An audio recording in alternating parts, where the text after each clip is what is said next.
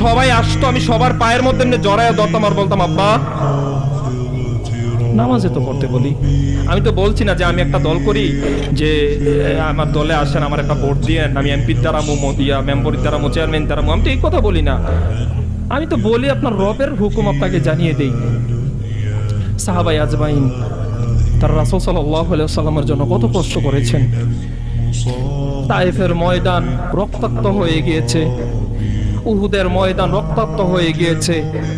আপনি বদরের যুদ্ধের দিকে তাকান, শত শত সাহাবী শহীদ হয়েছেন, তাদের তাজা রক্ত দিয়েছে এই নাফরমান যুবক তৈরি করার জন্য নয়, তাদের দেহের তাজা রক্ত দিয়েছে বেহায়া নারী তৈরি করার জন্য নয়, তাদের দেহের তাজা রক্ত দিয়েছে এই সমাজকে নষ্টামি শিখানোর জন্য নয়।